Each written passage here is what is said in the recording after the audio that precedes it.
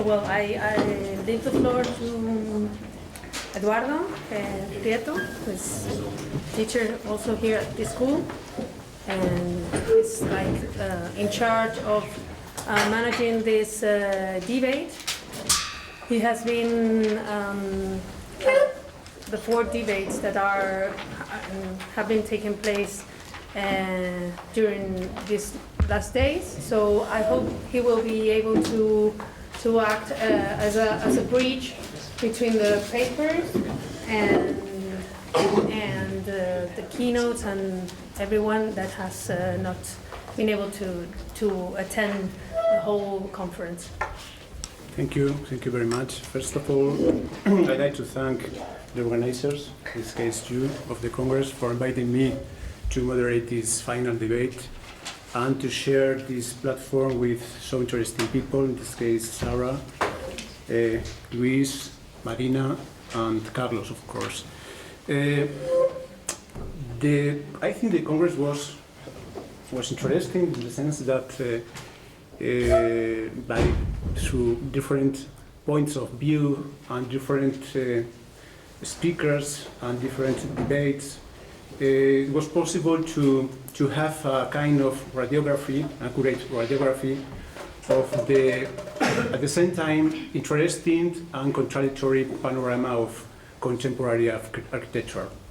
So I wanted to remember some ideas, some issues presented in the Congress. First, the idea of the problem of discipline itself in relationship with the notion of autonomy, in a sense, the sense of formal autonomy. The second issue was maybe the so-called side effects, that is the alternative ways of understanding the profession of architects in terms of production, the production of curators, the production of editors, the production of activists, of course, and even artists and cultural critics. And third, the so-called redescriptions, which is a way of presenting the problem of facing the challenge of our contemporary panorama by introducing in architecture some new vocabularies, some new tools, and things that in the end has very much to do with the idea of narrative, how we present architecture and how we communicate with architecture. And finally, the unavoidable issue of reality. It is something very difficult to define, but at the same time is the material which architects we have to deal with. So these different layers, different ways of presenting a problem as the same problem are of course interesting. I think that they are also fruitful, but I wanted to launch the debate by raising some other issues that in a sense put in the question there's some assumptions of the Congress. In this case, I'm going to try it by asking the 4 panelists, by asking you of course, some keywords that was presented in the Congress again and again, but that from a point of view needed to be more discussed, more analyzed. The first is the idea of autonomy. Second, the idea of production in architecture. Third, the idea of narrative. And finally, the idea of reality. But before entering these issues, I wanted to make a little reflection about autonomy as a way of introducing the issue and giving after that you the floor in order to know your opinion about this particular issue. Autonomy is maybe is something very important concerning the status of our discipline nowadays. Autonomy was presented here the first day through a lecture held by Anthony Wilder, in a sense that is in the end is the same of Victoria Aureli and so on, which is inspired of the radical position of the 70s about autonomy of architecture, in the sense that this autonomy is something that has to do with form. But from my point of view, autonomy is more than form, of course. it may be understood in terms of function, in the sense that function for some architects and some theorists, especially in the beginning of the 20th, was what make architecture independent from the art, so that function make architecture something completely autonomous, and the idea of the technical skills, in the sense that architecture has to do with reality. It's a way of transforming reality, and therefore this is what makes the difference between architecture and arts, which is something in a way separated from the reality. So the first question would be in this sense, what are we talking about when we talk about autonomy? What is the sense of autonomy? The interesting thing is that nowadays architecture has never been so directly related to other disciplines, and at the same time it seems that architects feel that they cannot play no more the fundamental role in the context, a fundamental role in the context of globalization. So one answer would be to retreat, to withdraw to the calming realm of form. And in this sense, I understand this obsession with formal autonomy as a way of refusing reality. So my first question is for Sarah. You have I thought it would be for Luis. you have talked about theory and object, how to bridge the gap within the idea of architect as a provider of service and the architect as cultural critique. And this is I wanted to ask you to what extent for you autonomy would be the answer to this particular situation of contemporary architecture. I think that it's, I appreciate your pushing the definition of autonomy to sort of say what makes architecture different from other fields. And I think you're absolutely right that that's a term that's been loosely used. I just heard today, but it's loosely used today, but I think it's being loosely used generally right now. And as is the term form, actually. Formalism is used very loosely, and so people don't fully understand how it's used.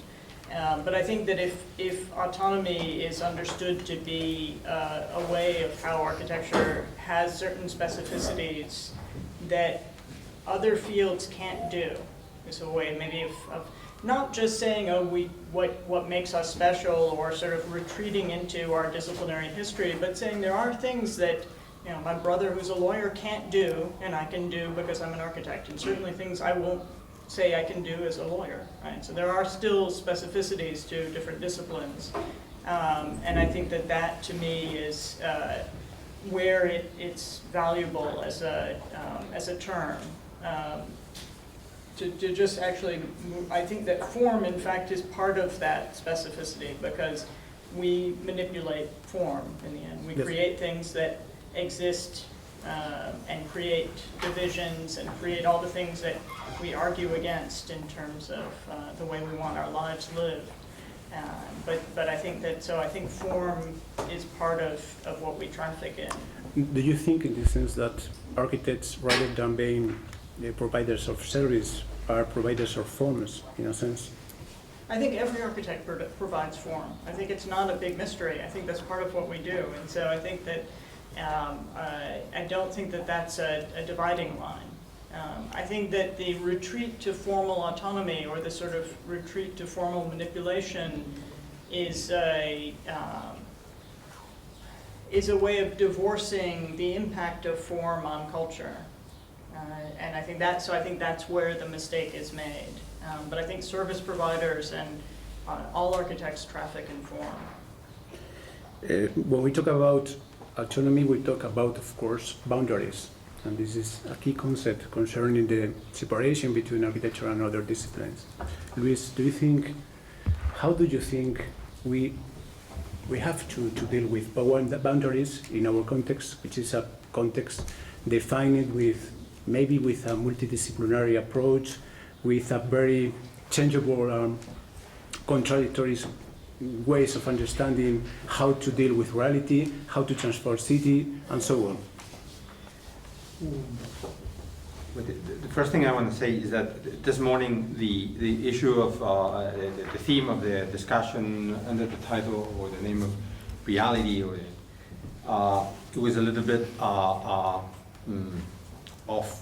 the actual subject of the papers and the discussion. And I think at the end, if I understood rightly, the rather than reality, we should have labeled it as political agenda and social concern, I think, or social content.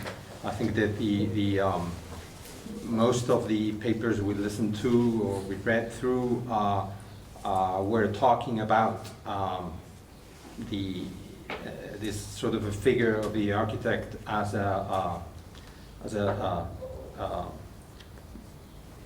sort of a social and political agent that can use architecture to change things in the social and political environment through, most probably, the change of the physical environment, or the built environment, or the city.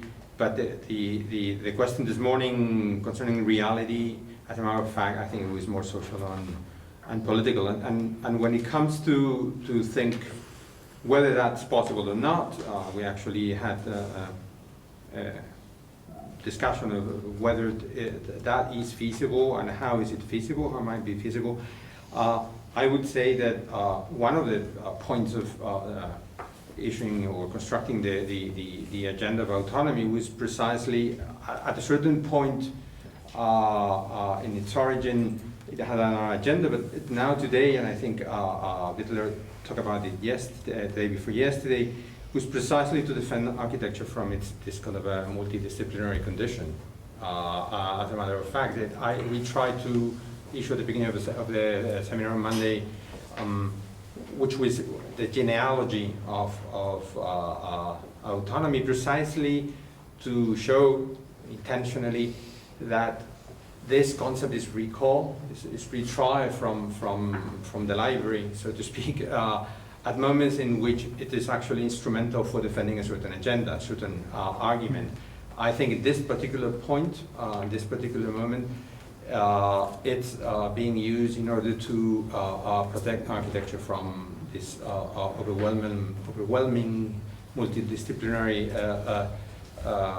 environment in which we are all ready to accept that the dissolution of architecture, not even its boundaries, but its goal, its means, its instruments, is a positive thing, and against which it's very difficult to position yourself. This morning was very difficult to position ourselves against any political agenda for architecture. However, we had difficulty in defining what would be the instruments or the actual implementation of architecture within that political social agenda. So I think in this particular case, 2016, the autonomy precisely is a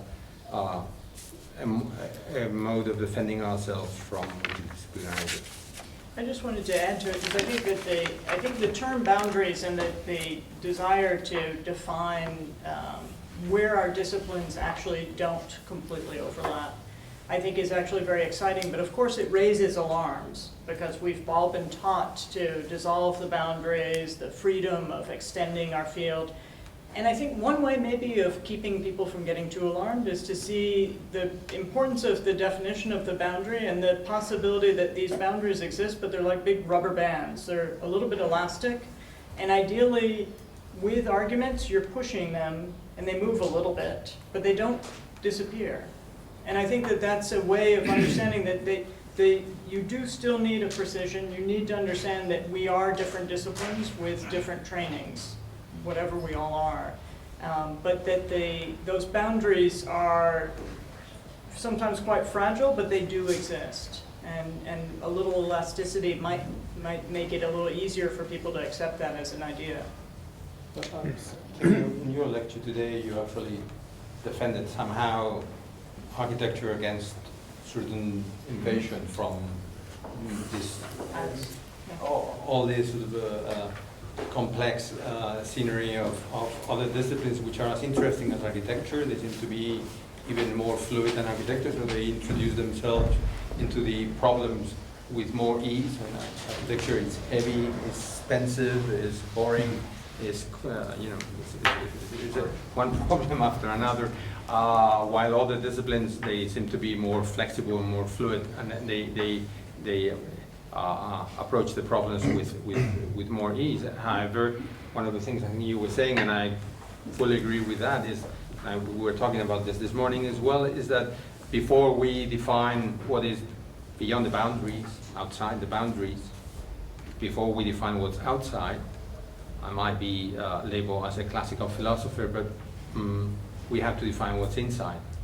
So unless we define the core, we have a difficulty to define what's out of the core, beyond the core, or out of the limits of the core, or not even the concept of the limits. So this difficulty, I think that's why I insist that autonomy is a defensive argument, and it's always going to be. That's why one of its realms is academics, because we need to define architecture in order to teach it.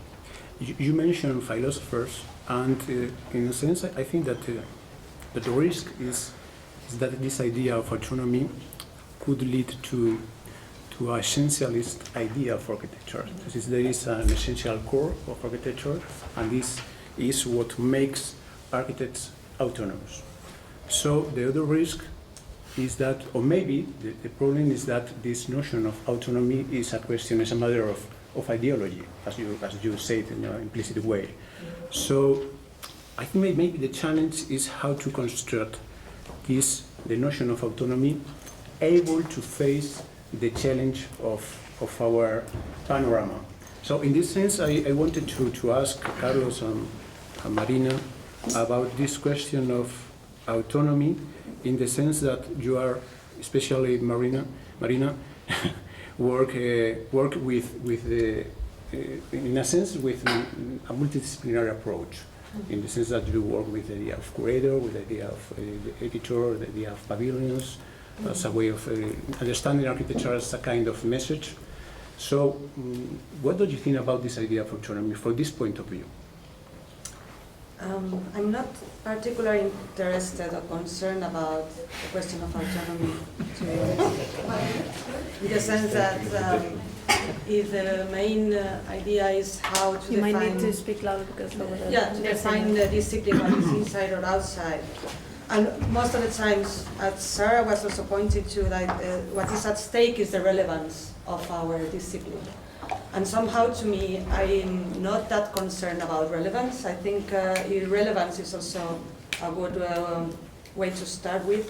And particularly if you're thinking about, if we think that autonomy might allow the discipline to continue being at the core of experimentation in presenting or providing new ways of thinking or new ways of understanding reality or intervening in reality, I think sometimes it being irrelevant allows for that particular space. Because we have to understand what we mean also by being relevant. So in that sense, if I think about my particular case, there was a moment in which I don't have AutoCAD, or any other program that everyone has in this computer, or an architect. I don't design since maybe 2011. And as you say, I've been engaged in other practices connected to curatorial, editorial, research. But there was a moment in which I was defining my practice as writing, curating, and at some point I said, I'm an architect, whatever it means. So it's also to me a way of claiming that space for the discipline, because whatever I do it from the point of view of an architect or an architecture student somehow. I understand the world as a system and a series of material relations that we can, as architects, look at them and rearrange them in a way. So many people other than us will claim the role of an architect. You think also in the news, sometimes the terrorist attacks on the terrorists are labeled as architects or of a particular action. because their ability to put together a plan to rearrange materials and processes and people, etc., economies. So in that sense, to me, I don't think the question of autonomy is relevant for my own practice. And for the discipline, I would say that first of all, will be interesting to understand why that autonomy, what allows that autonomy, in case it exists, for being more relevant in the current, for current society. In a sense, that the question about autonomy is also the question about architecture. So, what is architecture for you, in the sense that you are dealing with an approach which is closer to sustainable sensibility, environmental sensibility, landscape sensibility, that is from, in theory, a multidisciplinary approach? Yes. Well, I'm dealing with those aspects because of common sense. I mean, one needs to deal with it. But yes, I have a multidisciplinary approach because I'm dealing with a lot of other things. And so maybe architecture is something that's layered on top of that. And I'm trying to think what autonomy means for people. So there is a vertical division. So you have lawyers, you have doctors, you have artists, and you have architects. You can have a horizontal division, so you have different technologies that intervene, different knowledges, different kinds of technology in the open sense of the word. And then you have an architect watching over that, which is what Luis was more or less implying. So that's a kind of horizontal layering of things. Then you have the possibility of an autonomy in the sense that there is an academia that we can be sitting here discussing things that don't interest to anybody else. And This is autonomy. only occasionally have some contact with other people. So that is another idea of autonomy. And I did study 1 year in Milan, so that's a possible approach as well. So there are three concepts of autonomy like that. And my definition of architecture, which is what relates to all that, is actually like an architect is a coordinator of so many things with a goal. So you have to identify certain goals, certain things that are required, that are not obvious. You have to make a projection towards that goal. That's why we do projects. So something does not exist, so we have to see how to invent it.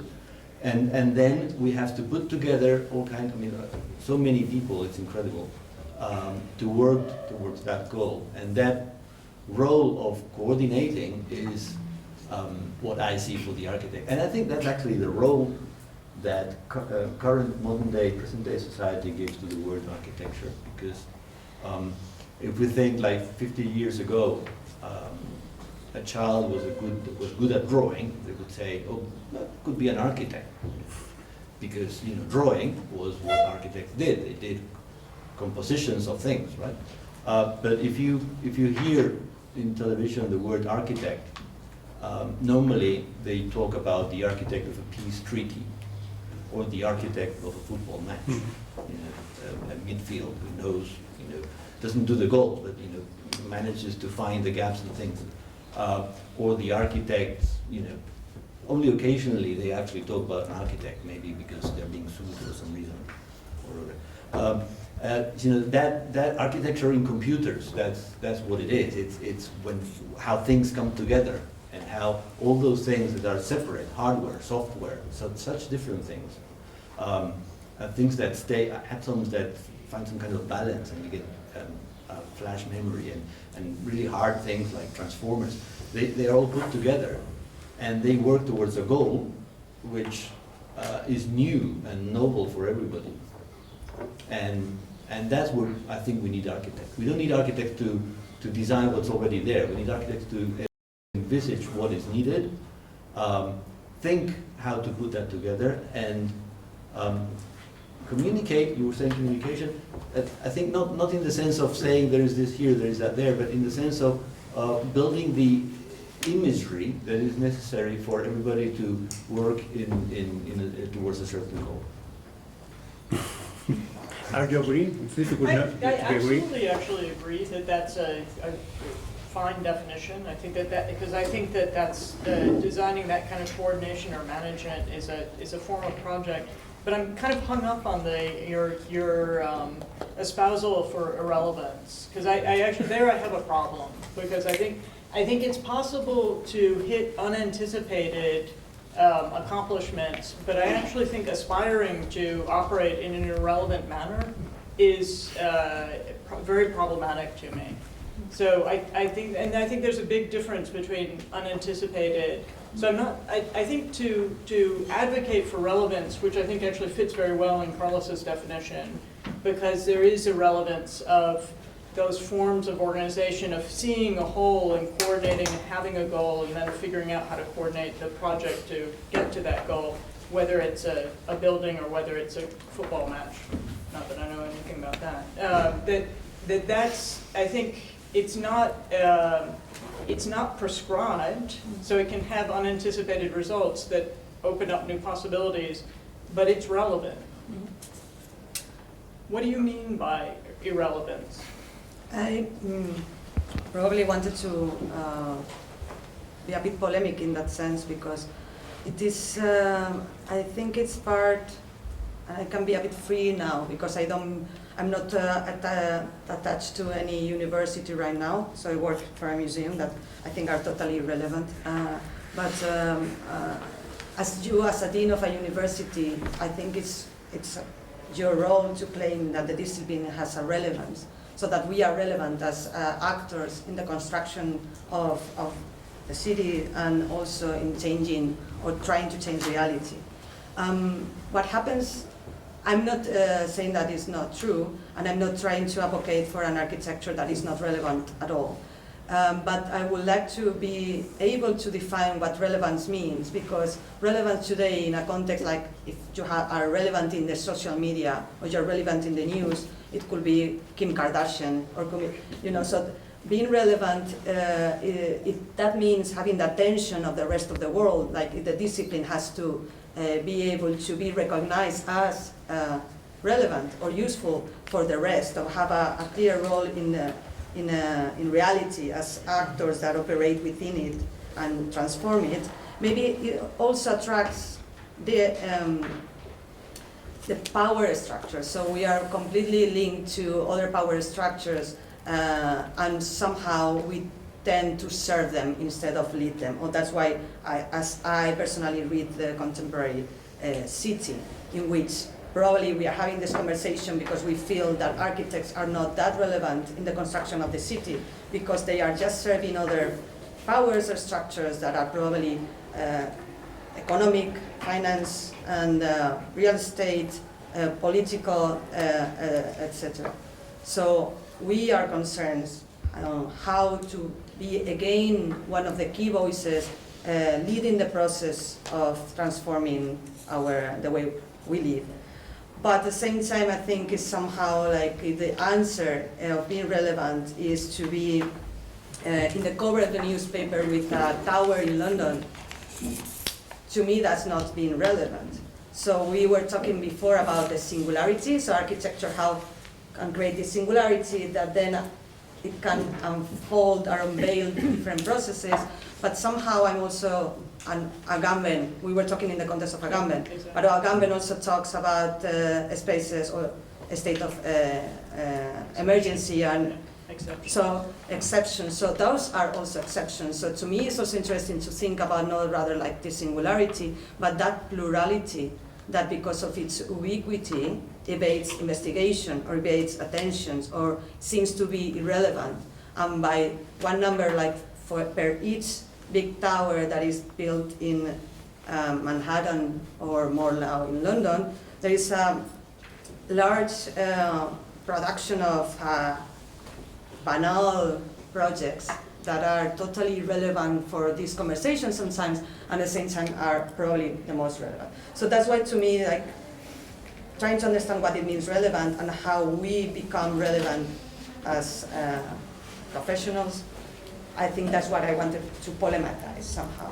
No, and you succeeded. I mean, I think that for me, what's interesting is actually you may not use AutoCAD, but you have an architectural training, which allows you to curate different ideas in a way that is, to me, probably better than if someone who was trained as a lawyer or trained as an economist could approach that world. So that's what I don't want to lose. And I also think that I understand your critique of the power structures behind architecture, and I think that's a very difficult question to address today, especially again in schools from that point of view, because how much can we change that world? And if we say, okay, to be relevant in the world, you can't produce for a client who you don't believe in, how does that, architecture is a very compromised profession. And I think that's an interesting question for schools to address. We do depend on clients and we depend on capital.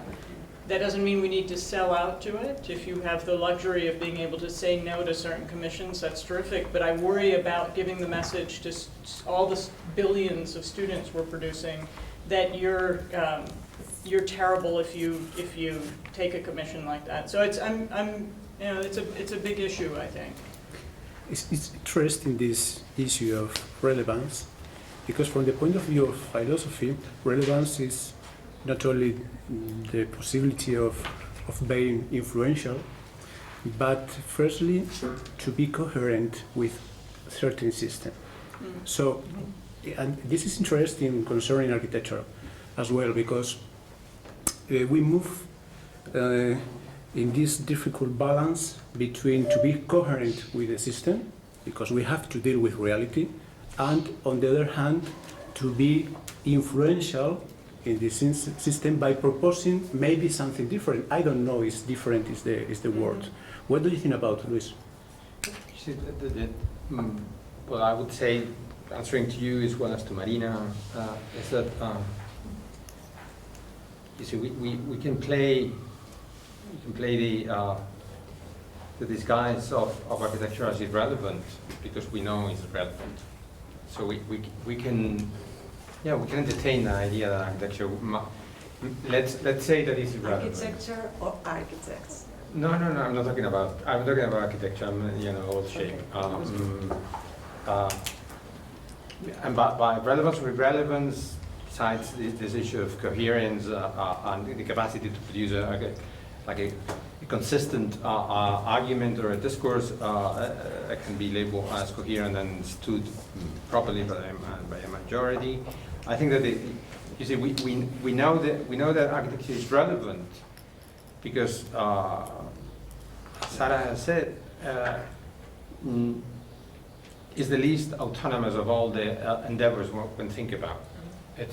We produce reality by chunks, by pieces, by projects, by context, by cities, by buildings, by streets, or by any of the different production products that architecture deals with.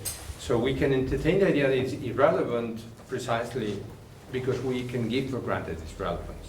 And there is some rhetorical aspect in that because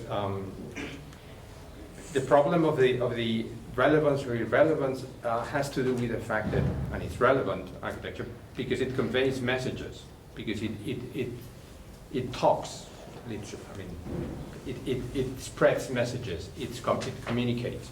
Architecture, no matter which way it goes, it communicates, even when it's irrelevant. It's the relevancy of architecture that seems significant when one sees a city that has been built this or that way, or is the message that is being conveyed when architecture is being substituted by one building by Renzo Piano in London, that one might think even relevant as a building, but that's the relevance. It's being communicated. Architecture has that power structure. This building is Renzo Piano, it's London, blah, blah, blah. So I think that the problem is not whether architecture is relevant or irrelevant, which I insist. I believe that we can disguise ourselves as irrelevant because we are not.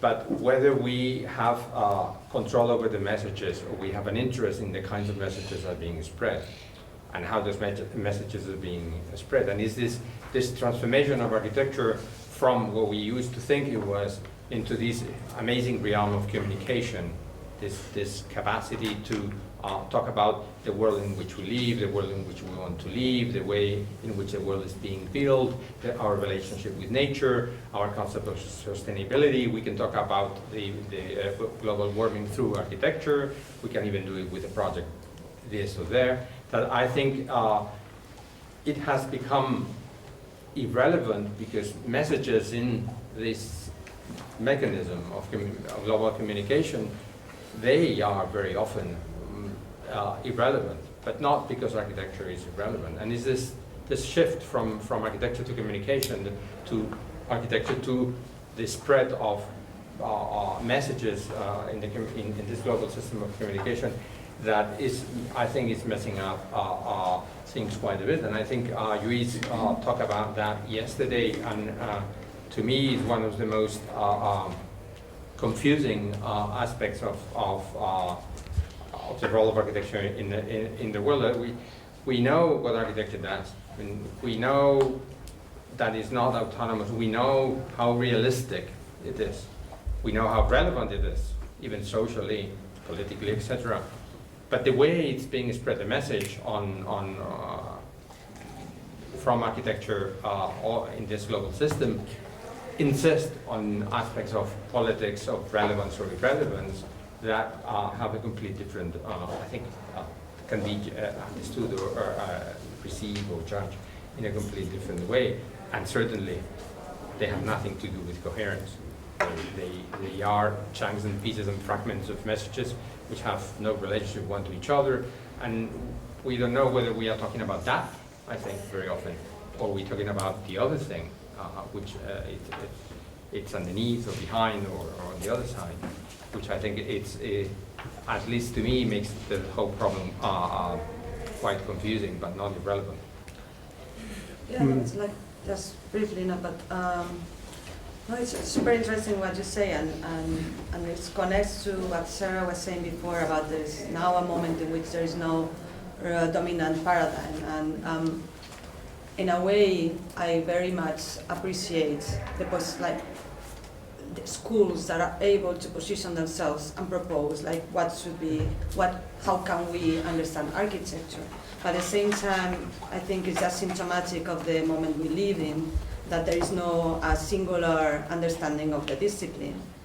So it's a multiplicity of stories or understandings of what architecture might be, and it's just maybe liberating as well. It's frustrating and it's dangerous, but at the same time, the fact that there are so many schools of thought right now, instead of few canons or paradigms to follow, you could be compared to the state of politics somehow in places like in Spain right now. So I feel that by having this conversation about the relevance or not of and survival somehow of our role in society, we are closer to a congress of Partido Popular or PSOE trying to understand how to gain votes in elections.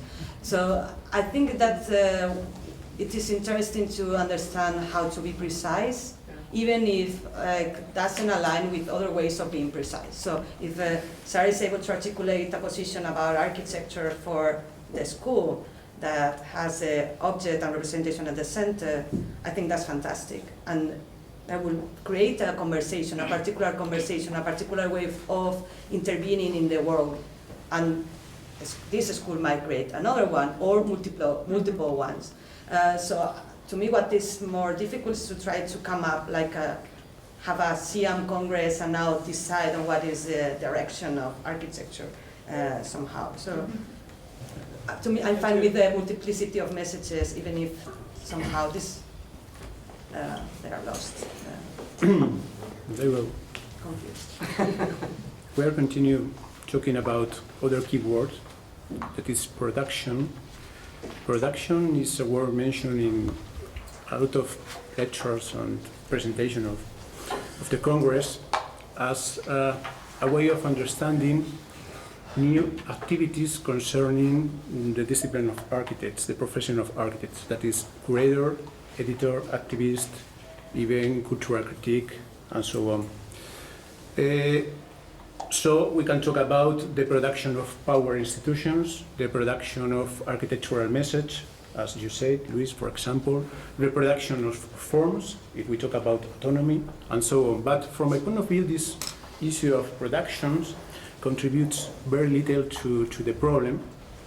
Production is a Marxist term associated to the idea of infrastructure and superstructure and so on.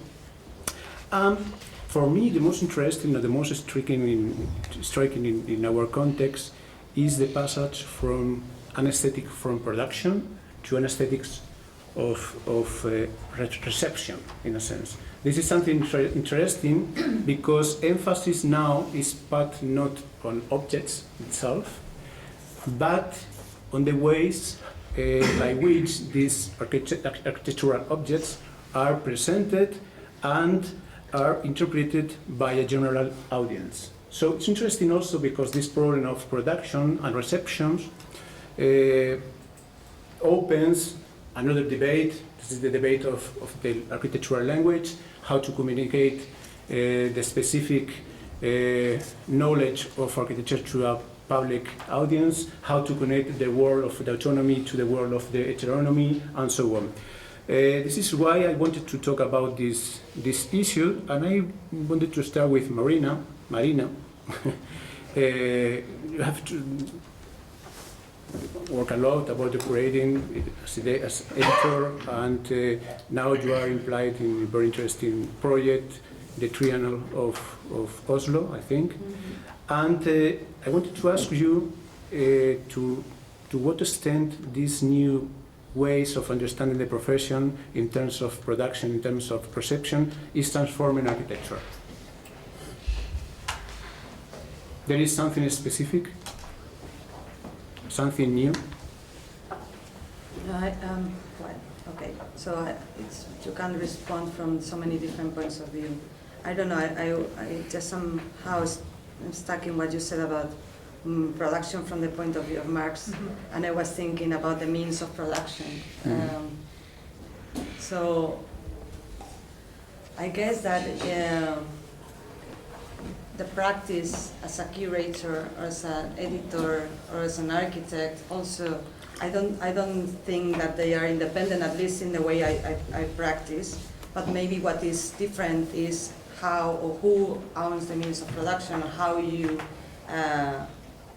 articulate your position within the different spaces. So the Triennale is a collaborative project, and that we are an office that doesn't exist, and that was created just for a project, and we all have also our own works, because with the fees that are paid for this Triennale you wouldn't leave. So we want to talk about means of production, and at the same time has the capacity to transform a city in a different way. So if you compare to what was happening, what we thought of the Bilbao effect, the capacity of architecture to transform cities by bringing together so many different voices and alliances between different systems, like economic and political and social.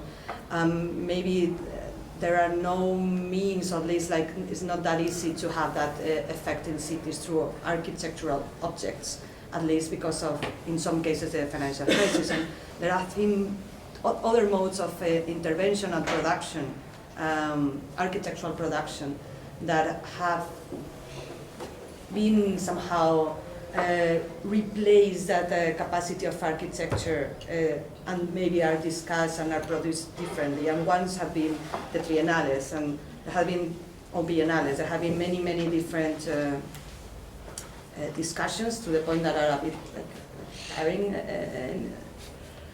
that about the capacity, what is this idea of like the triennales and biennales now being proliferating all over the world, and what it means, and what type of architectural production they bring. Something that is ephemeral, at the same time has the capacity to bring together so many different forces and discussions, and what might be the legacy of that. So in that sense, No.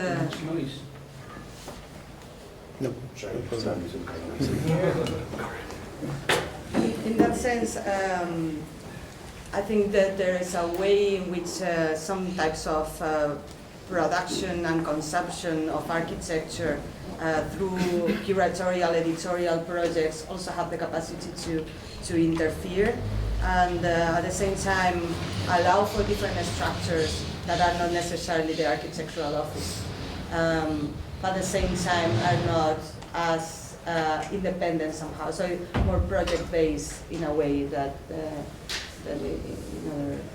But I am referring to the skills and to the new tactics or tools to bridge the gap between the specific language of architecture and a public audience, a general audience. There is something new in these ways of connecting to different poles, in the ways of communicating architecture to a public with maybe not interested first size, first there is a connection between these two poles. How to reconnect architecture with the public dimension that architecture has to recover in this sense. So do you think that this way of curating, these curatorial works and so on, are a way to reconnect architecture to reality? Or do you consider it as a kind of maybe an end in itself? This is maybe the risk, I think, when we talk about other activities which maybe go beyond to the conventional idea of architecture and so on. Well, I mean, following the conversation that we had today, I think we all agree that architecture is connected to reality whether we want it or not. So that's, to me, that will be the starting point of the conversation, saying whether you want to connect or not to questions of the city. We are already. So the question is how to maybe communicate to a larger audience, or to make our disciplinary concerns relevant to a larger audience. I don't know. I can't really put myself in a position that I have a perfect formula for that. I can try to make an argument around what we are trying to do, for instance, in the Triennale, as you ask about that particular work. But in that sense, when we started in 2014, we put on the table the question of after belonging, and in that the idea was how our sense of belonging, both to our attachment to places but also to the objects, has shifted. And in that particular space, we were also discussing migration. And obviously, migration is not something that is happening just now, because now we are referring to the refugee crisis. But obviously, there have been refugees always. So suddenly, there is a moment in which the discipline has to discuss these questions and try to find is relevant in that particular space, and show how we as architects or curators or editors will have a way of intervening in that space and providing some solutions that some put it, or try to open up spaces for thought, discussion, and possible intervention. And the means by which you can do that are very varied. And I think one is probably language. So you were referring also to how to be able to be precise in the way you express architectural concepts that are relevant to you, or societal questions, but at the same time be able to communicate to a larger audience. I don't know how that connects with the question of production. So I don't know how to reach production and reception in that sense. But if we think about how to communicate with audiences, I think one question is probably language. And with that, I refer to the terminology that we use that sometimes is very obscure. Second, also the type of language itself, like that we communicate through, and et cetera, et cetera. But in the case, I'm as interested as I am in generating new terms and terminologies as we are continuously doing in the architecture school and as architects in order to generate new ideas. I think also that complicates the way in which we communicate what we do. So it has the capacity to open new spaces, and at the same time, it's difficult to. Yes, I really. Maybe Carlos will fill in on that, because It may depend also on who the public is. I mean, if you think of the Triennale or Biennale, the vast majority of the public is the other hundreds of thousands of architects who will be following that. And sometimes it is the role of the curators to help everybody else in the profession to understand what is going on. I think that's what you're doing. You're telling everybody else, hey, watch, look, there's something happening here, and maybe we need to look at it. And I'm grateful for that. And I think I want to put in the word redescription, not because it was the final word was, but because I think it's important as a role to do a project, to do a life-changing or a culture-changing or a project or a paradigm-shifting proposal. You don't need to produce anything physical. Sometimes you just need to do a redescription, and we read about that. And you can really change things dramatically by throwing a special light on it. And that politically, I mean, if Marxism is about deciding the value of things depending on the cost of production and how many hours people have been doing things, and other ideologies are based on perception, like the value of things is what people think is going to cost, and therefore not related. It's just your margin that's related to the you live on the margins and capitalizing on the margins. It's not neither here nor there. It's like you can actually create something that's very real through a change or a shift in perception, through a redescription. So a project that aims at really constructing a new, even aesthetic apparatus.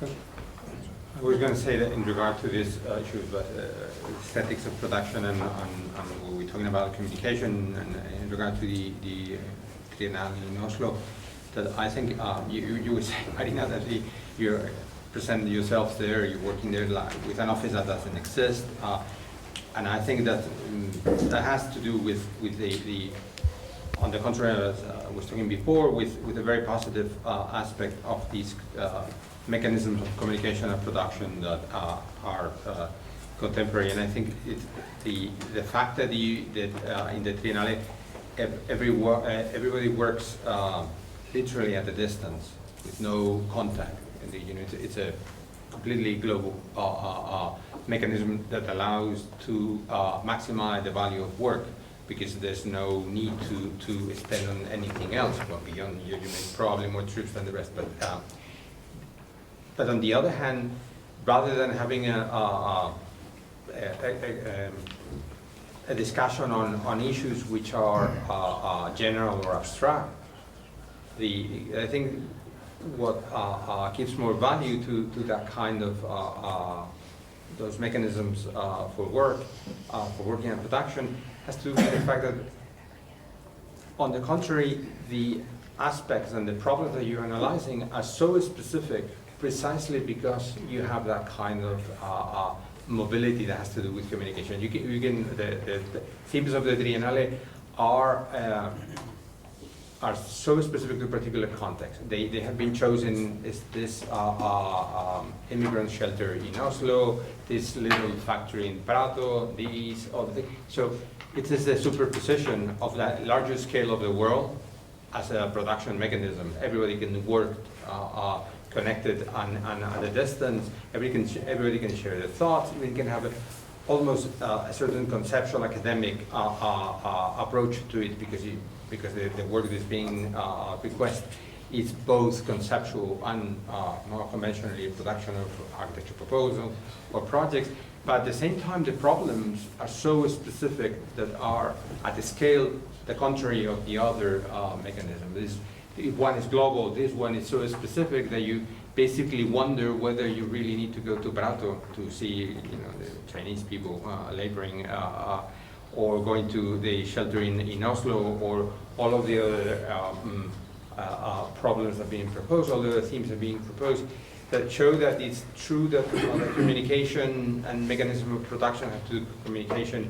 On the one hand, I believe somehow they burn certain things on the way, but on the other hand, they allow for, I don't know if aesthetics of productions, but mechanisms of production that are paradoxically have the capacity to analyze problems which are absolutely localized, but localized at a distance, which is kind of localization that you would not be able to achieve unless there was that kind of web of work, that sort of a mechanism of work, because you can approach the local by distancing through these mechanisms of global communication. Very briefly, because I don't want to center also the conversation, but no, thinking about rather description, for us, choosing the idea of belonging, that is somehow a common word, but at the same time allows for thinking about questions like sharing economies or migration or refugees in a completely different way. And trying to bring those together and understand that the economies that are behind the idea of Airbnb might not be that far from the economics that are driving the logics of market logics of the way in which asylum is provided to refugees in Norway. So it was only through the possibility of having a particular term like belonging that this conversation was possible, because otherwise other conversations are so loaded that it would be impossible to have that conversation with people like the Prime Minister of Norway, to the Association of Architects, to the communities of the migrant neighborhood in Oslo. So I think I agree with you that it's important to somehow redescribe or being able to come up with terminologies that puts us the problems in a different way. And that about production, we didn't think like that, but it's true that the main idea was we were asked to do a triennale in Oslo, and somehow there's a particular context of the city that we wanted to address, and yet we wanted to explain that because of the circulation of people, ideas, goods, systems of production, it's very difficult to define Oslo only in Oslo.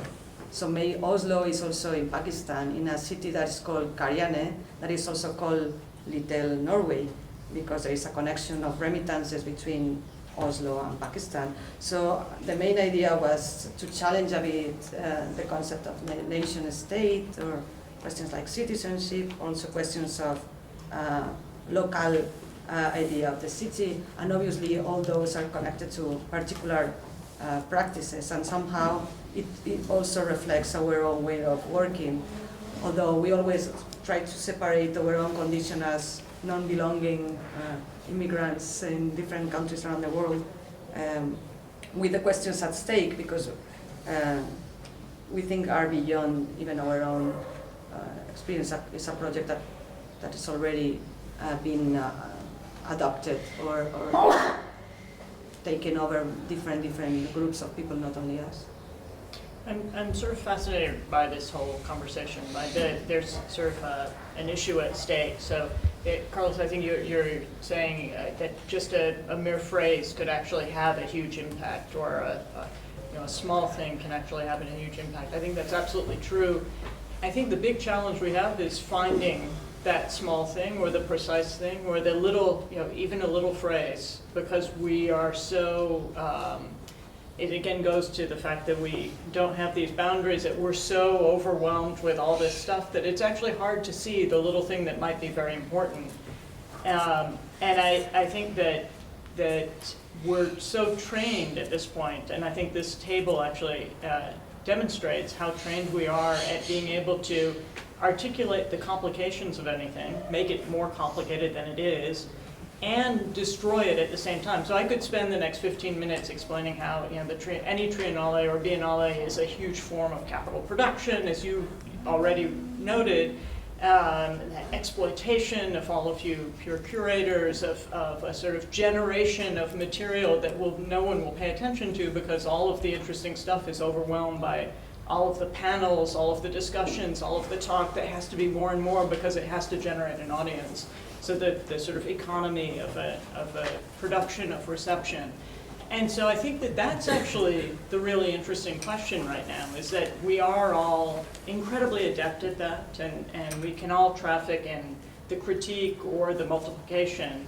So the question I would have is how do we do what you suggested, Carlos? How do we get to those moments of actually being able to recognize whatever field we're in within the broad field of architecture? How do we recognize what's important? So relevant, I would still say, is a useful term, but how do we recognize what might have an impact? I think it can be even more than that. It can be not just recognizing what's important, but creating the importance of something. Mm-hmm. And that is the strong power of redescription. In Spain, the classic example of redescription is the island of Lanzarote, bleak island, volcano, lava. Totally infertile, just hard rock, dead bones of animals, white, washed by the sunshine, cactuses, wind, strong wind, poor economy, terrible place, and there's this guy who, with his art, he says, the contrast between black and white is beautiful, having a little bit of water in a hole is fantastic. This landscape that is full of irregularities because it has been bubbling very recently, so it's unstable. You find holes in the ground all of a sudden, and then you can make a home in there, and it can be beautiful. So this guy with some paintings and his own home changes completely the perception of that landscape and creates a whole culture that is actually unique, and people who land in Lanzarote appreciate how elegant it is. So, well, you need not just say a word. You need to produce the aesthetic apparatus, the things that make it desirable for people to go in that direction, and then you don't need to do much. Well, Manrique did a few things, a few places, but then you have sort of created the idea of what it can become, and even the signposts become like wind arrows and things, and I think that's a great example. I think where this conference could have a huge impact is if everyone here agreed to hone in to not contribute to the proliferation and complication of our field. That's great. The example of Manrique is very interesting because introduce other issue I wanted to launch here. That is the question of narrative, how to make something important, how to present something from a different point of view. And from my point of view, this capacity of architecture, of constructing, of building narratives, is maybe the most fruitful in our context. Nicolas Schoeffer said that the artist does not create works of art. What he creates was the creation itself. That is the mechanism of creation, the internal mechanism of presenting something as something new, as something with interest, as something important. And if expressed in linguistic terms, this idea of presenting the act of creation is a narrative. How the architect used different arguments to justify what he's making, what he do, and how to use this narrative to explain his work to other people, to other audience, a general audience in this sense. So I think this idea of narrative is behind a lot of presentation of this Congress, and for me it's interesting because it broadens the perspective of a conventional architecture. More than having a closed and completely difficult to understand and monolithic idea of architecture, we have a kind of constellations of different narratives. The narrative of the redactor of forms, of course, the narrative of the curator, the narrative of the editor, the narrative of the activist, and all these constellations moving in orbit around the idea of architecture. This is a metaphoric image that I love to explain the complexity of our panorama. In this sense, I wanted to ask Carlos, because you talked yesterday about architecture as a creation of a new vocabulary, or something interesting. If you think that this idea of narrative could be a way of understanding in a more fruitful way and in a more coherent way architecture nowadays. I think in our panorama, which is a very complex and contradictory panorama. And I think that every place, every problem needs a specific narrative. And maybe this is another way of understanding what architects do. Do you think it, or Yeah, what is the relationship between this idea of narrative with the vocabulary? I have to say, yesterday I was proposing some strange words, and I was being ironic at some point. Especially when I proposed, well, I didn't propose it, I said it as if it existed. Cosmolimes cognosciens. People were Googling it, actually. And I was being ironic because, as the Roman poet said, sometimes those new words are the proof of our ignorance about things. So once you really understand something, you don't really need a complex word. You just say it, and we all know what it means. And we don't need to explain it, or maybe sometimes we can't even explain it. So when you need to make those really complex words, that means that there is something not fully grasped or assumed by all of us. I loved your description of the belonging thing. Right? When you can use a simple word that everybody understands, and then you can challenge it by a number of examples. It's a bit like Manrique. He didn't do much, but he put a lot of things on the table for people to look at, and you're putting a lot of things on the table for people to look at and understand what this after belonging means.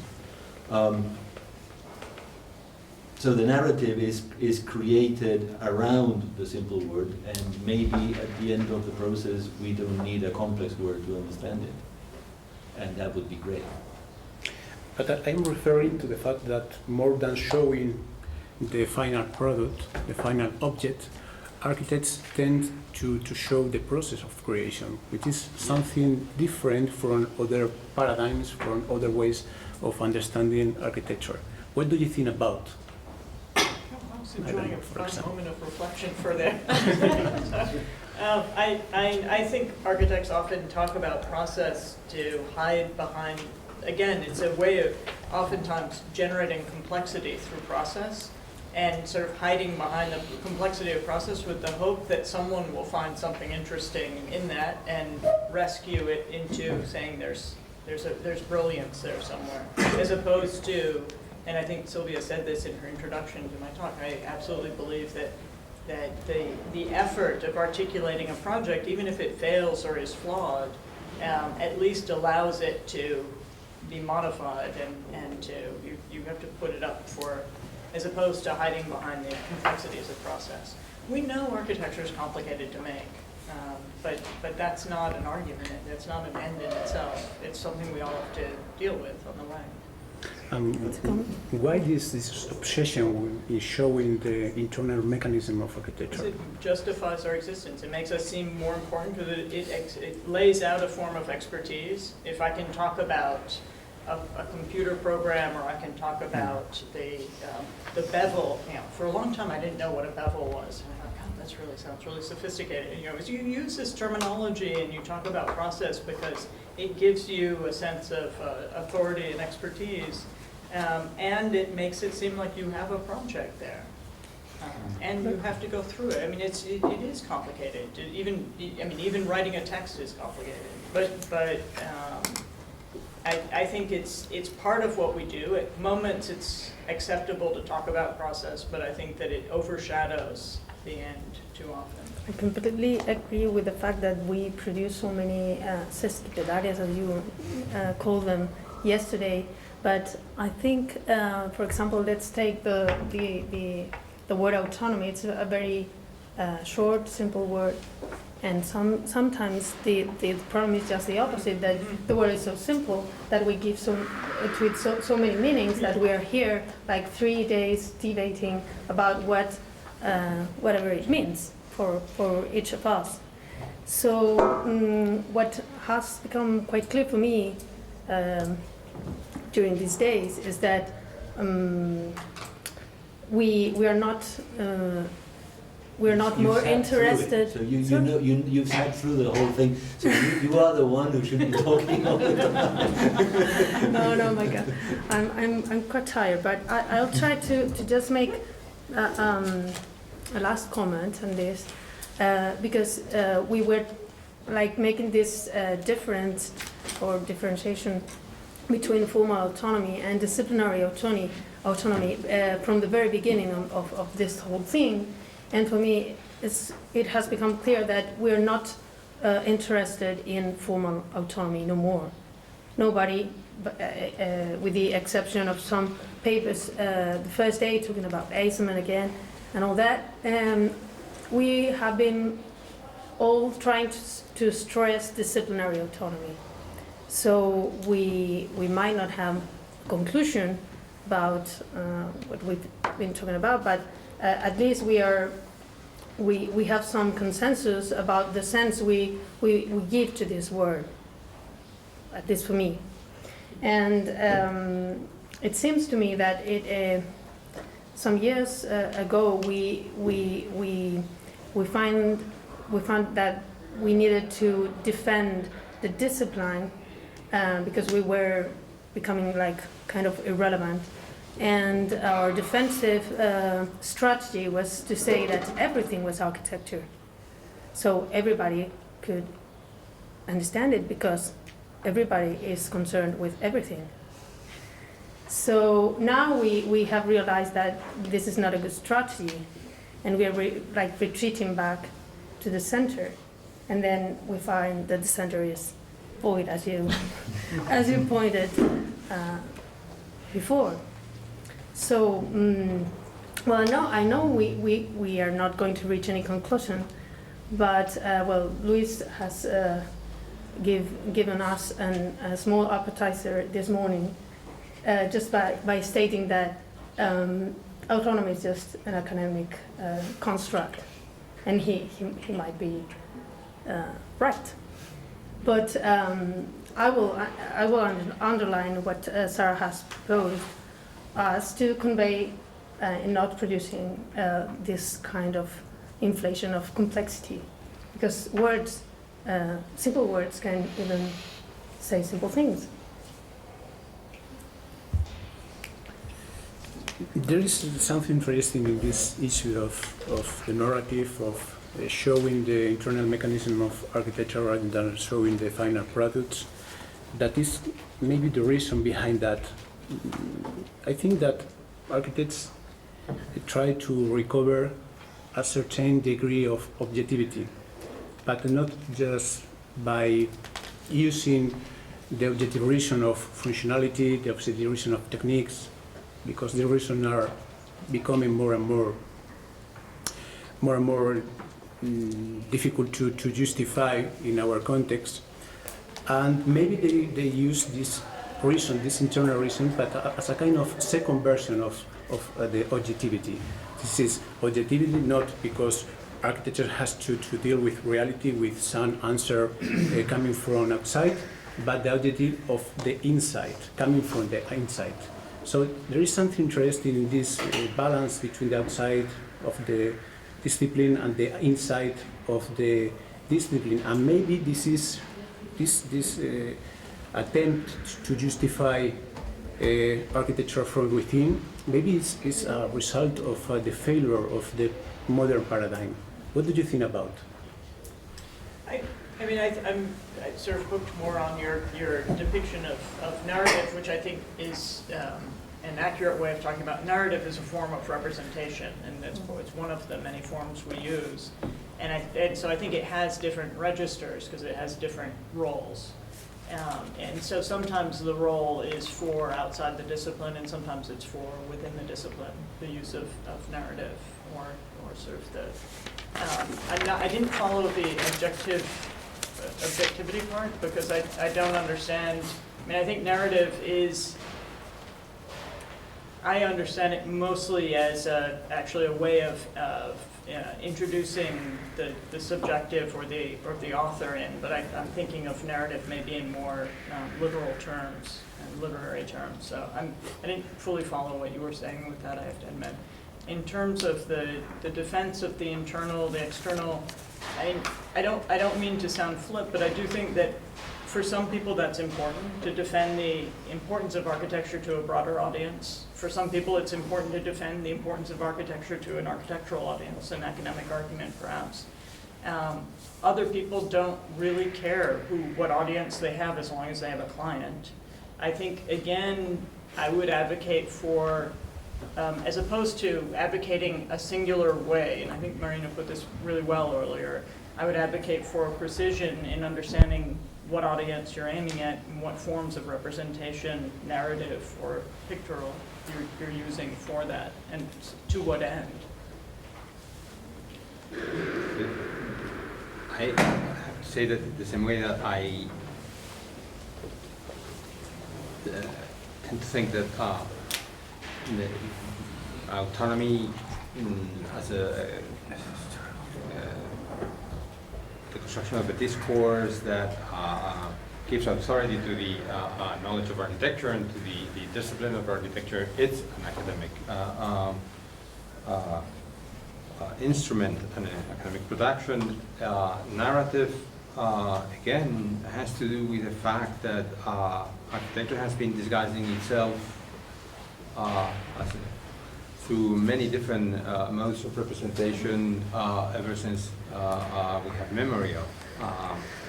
And that the problem is that there was a moment in which, rather than identifying itself, the narrative as a mode of representation, it, and for that matter, a way of presenting itself in the public realm to make itself present, visible, and maybe coherent, which, for example, is the use of orders of geometry or mathematics in the Renaissance.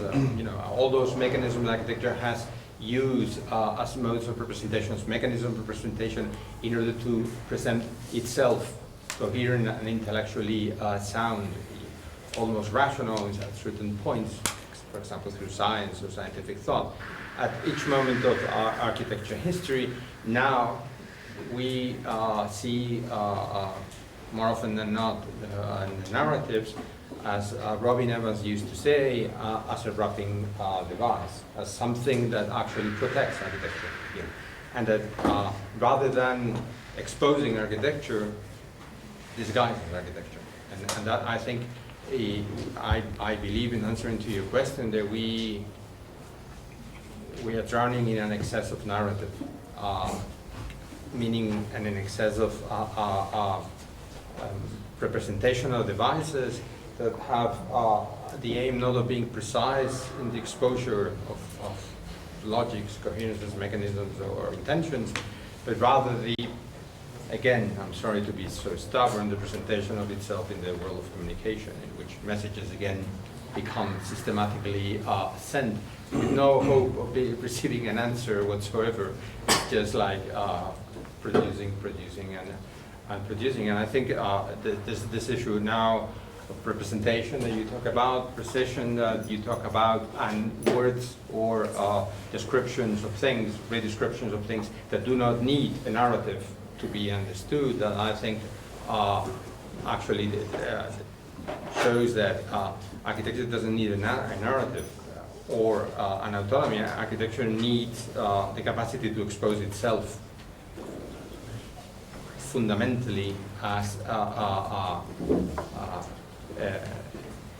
say, a relevant device, should I say, that believes in its own relevance, whether it's social, political, physical, infrastructural, etc. And I think, so I would be very suspicious, I am very suspicious of this overwhelming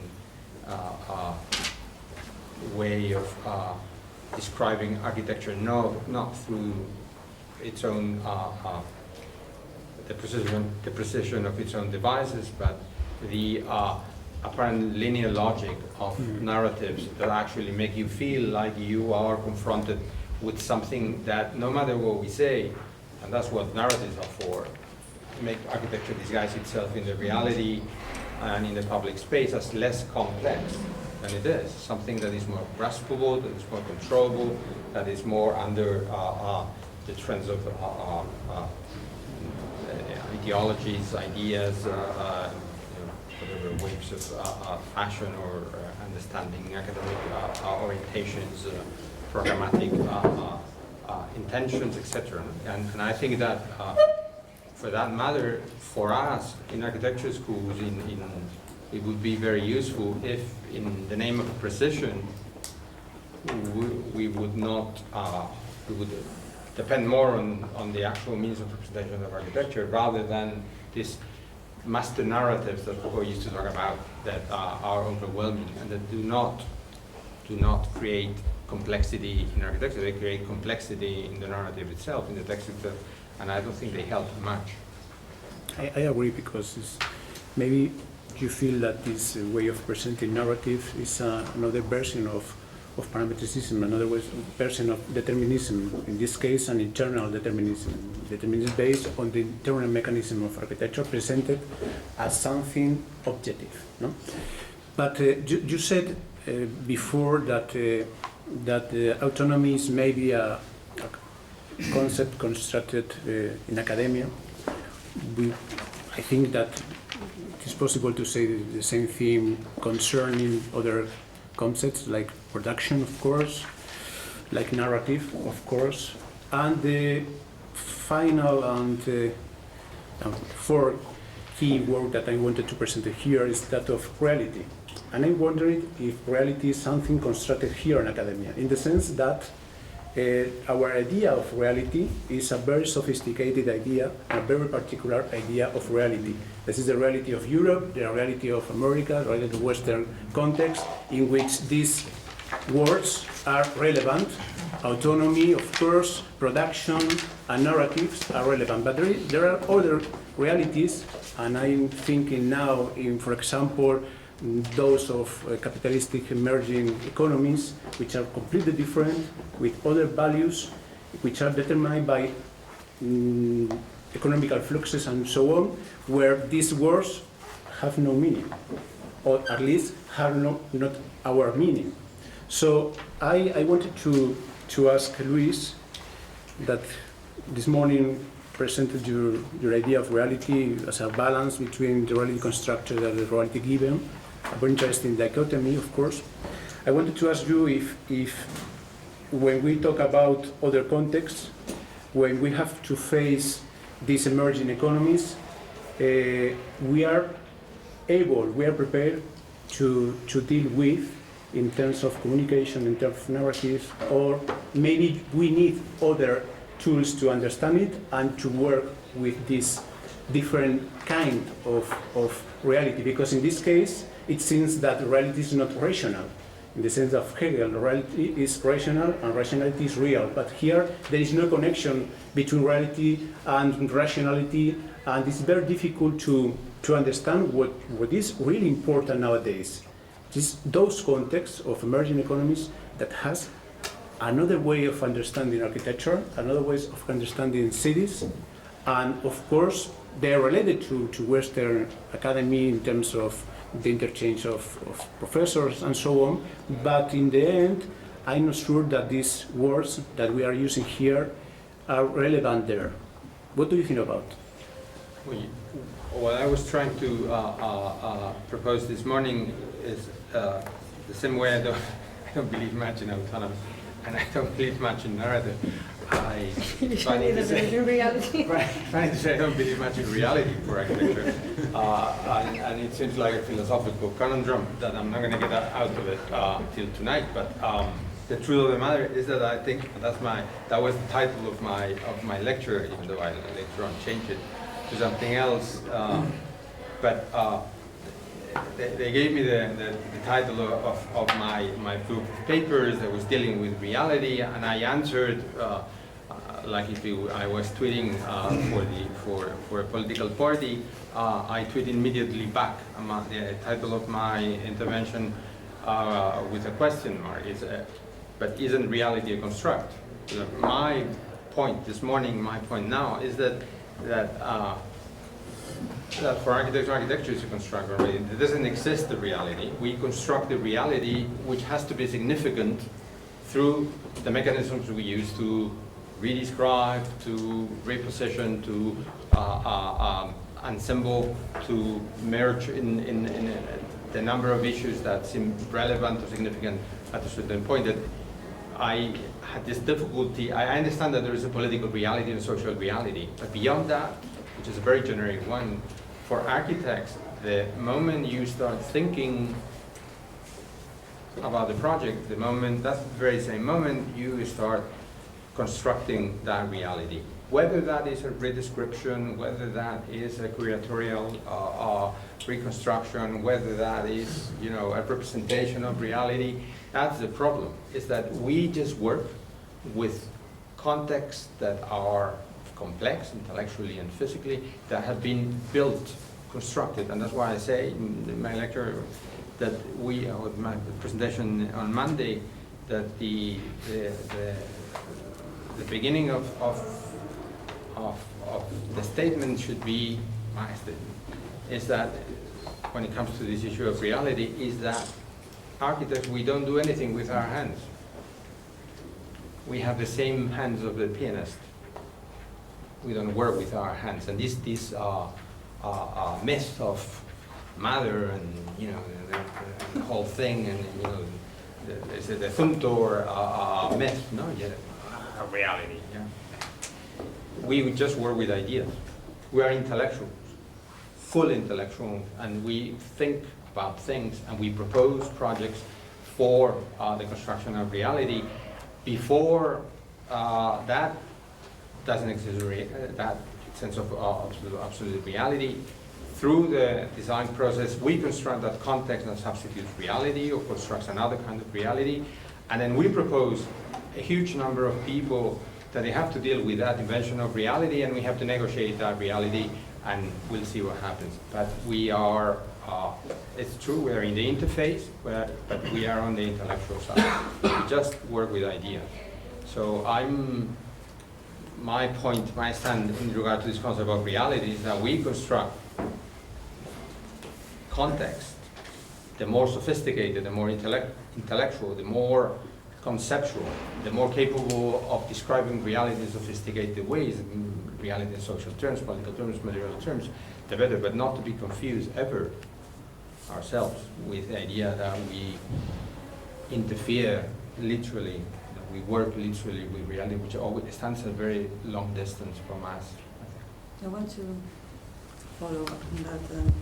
I will try to be careful in locating these different realities according to geographic. No realities. Like Economical spaces, right? situation. Because within a city like Mumbai, there are so many different realities. So thinking about this, also about narration, but this possibility of through ideas creating new realities. I recently met a journalist from India, and he was an investigative journalist, and he was doing research on renders from architects operating in India, and working on high-rises and buildings with swimming pools.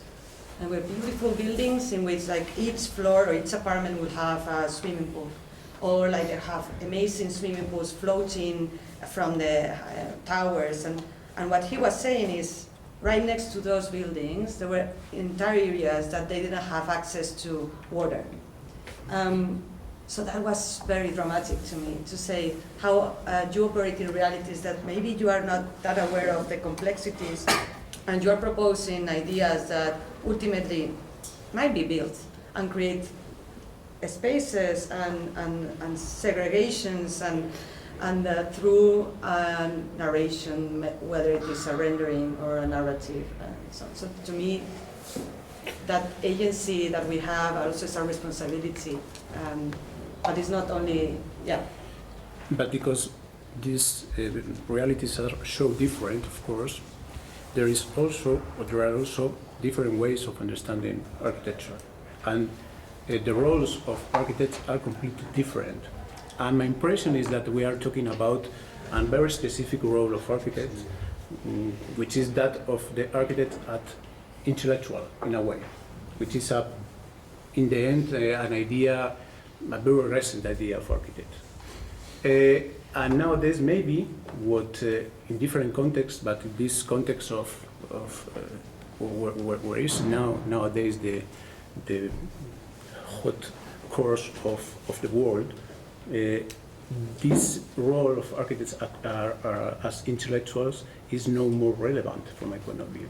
And this is maybe something very important to discuss and very important to know from this very sophisticated, very elitist point of view of the architect that we have here, for example. Which is your opinion? There is a gap, really a gap between these realities and these ideas of architects, or not? So reality is a heavy term that comes with the baggage of, people who want you to be beholden to precedent or to the existing, right? I would prefer to use the term futures, and I've always been fascinated by the fact that there's a futures market. People buy and share futures. I think that's fascinating. But I also think that what architects do, even non-intellectual architects, they create futures, right? We essentially produce futures that then will be built, ideally if a client is willing to build it, or we produce, so we're constantly producing something that doesn't exist yet, and then trying to make sure that people understand it and they'll support it, whether it's an exhibition or whether it's a building or a city. And I think that actually maybe helps take away the problem of the term reality having this baggage of, it comes with a sense of you have to be responsible to what exists. And I think that the responsibility of dealing with futures actually has a different ethics to it. I think you do actually have to know what's next to your building or how your building might affect a context, because you will transform a future. But you aren't as held to the sense of you have to do it like it's always been done, which for me, reality has that connotation. So it's a slight word shift, but I think that there's a more promising ethics that comes out of understanding our world as being one of futures. And I don't think it's only intellectual. I think that's what we all do as architects within the field and within the profession and within the discipline. Well, this might be a perfect end. Yes. So you think? It's quite hot here. So thank you everyone for being here, and hope to see you again in Critical 3. Thank you.